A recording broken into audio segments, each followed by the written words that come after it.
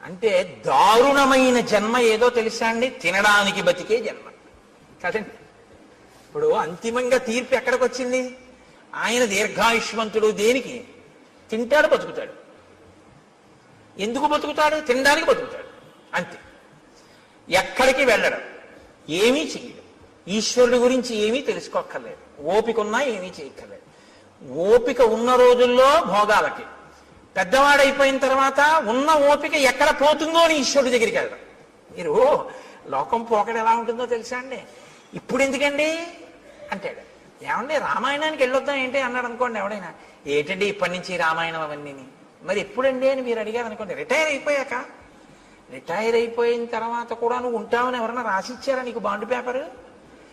దంతంబుల్ పడనప్పుడే తనుగుయందు ఆరూఢియున్నప్పుడే కాంతాసంగము రోజనప్పుడే జరాక్రాంతంబు కానప్పుడే వింతల్మేన చరించునప్పుడు